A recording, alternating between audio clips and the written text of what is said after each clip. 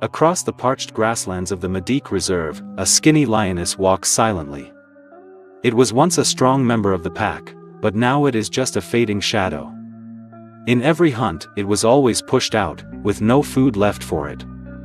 Injured after a collision with another lion, it was no longer able to compete for food.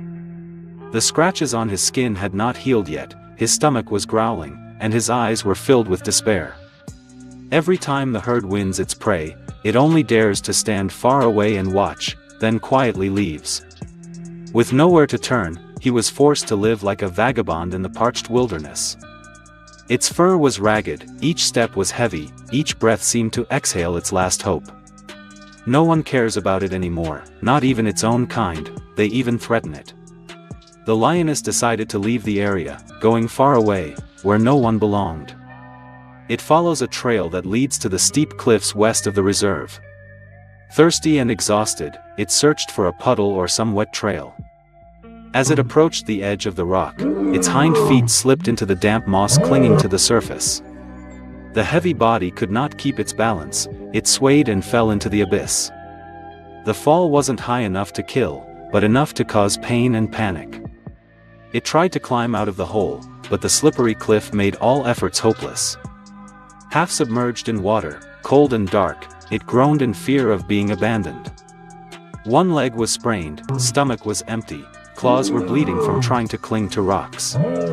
It cried out, the moans fading as its body weakened and its faith almost drained.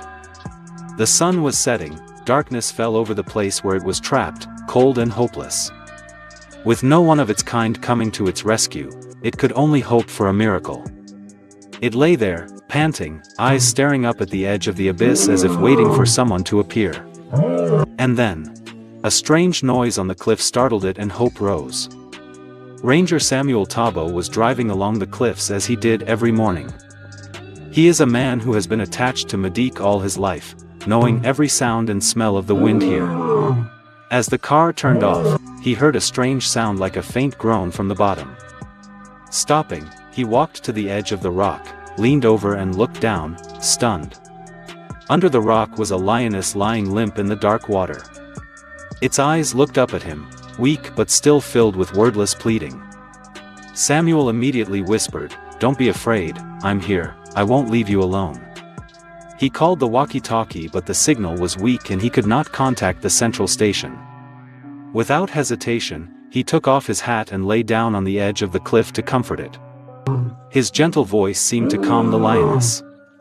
It growled softly, then lay still looking at him with eyes following his every move. "Wait for me, I'll pull you up," Samuel said softly and slid down the edge of the rock. No ropes, no rescue tools, just determination and strong hands.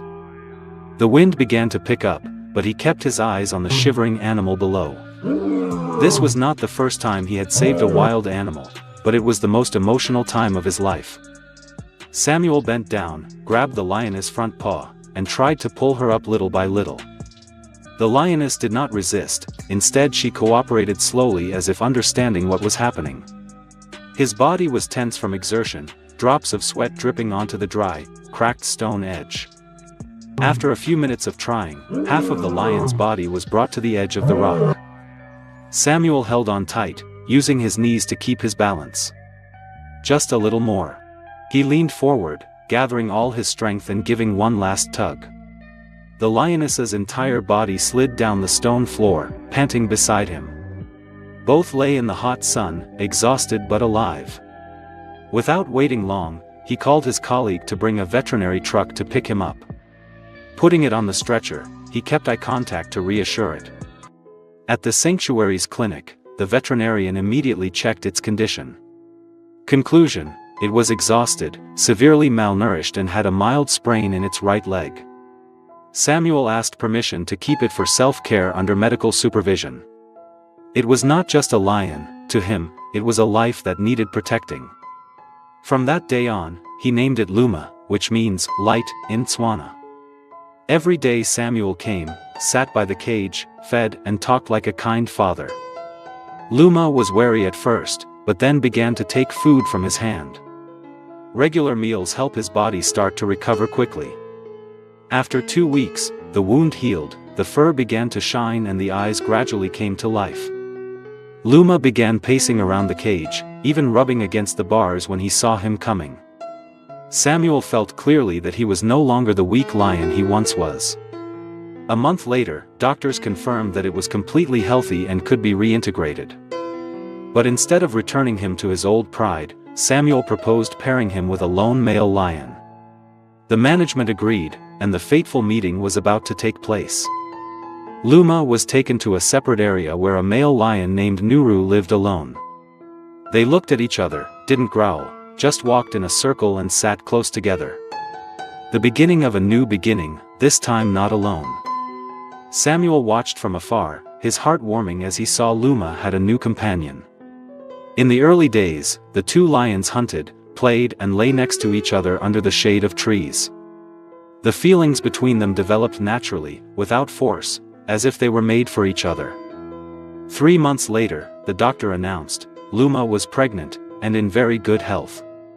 Samuel laughed when he heard the news. He did not expect his little girl to recover so miraculously. He asked for permission to build a separate buffer zone so that Luma could be cared for throughout her pregnancy. Nuru was also kept nearby so as not to stress Luma. Nutritious food, regular checkups and constant attention, Luma is cared for like a real mother.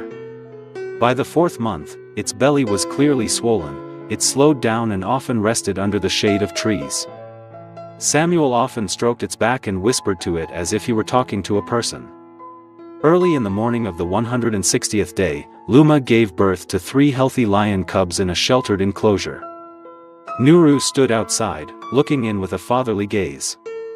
Luma licked her puppy's fur gently, her eyes still darting around for Samuel. As he entered, it looked at him with deep gratitude. 3 little lions were born, a testament to strength and unconditional love. Samuel named the 3 lion cubs Tumo, Dinio and Peiko, meaning hope, grace and gift. Luma now lives in the semi-wild with Nuru and her 3 children, safe and peaceful. Visitors to Medique always hear about Luma the lion and his savior. Samuel still visits Luma's area every day, carrying a quiet pride. Life in the wild is harsh, but here, love works miracles. Dear friend, thank you for taking the time to follow the story. Don't forget to like and subscribe to the channel to support us.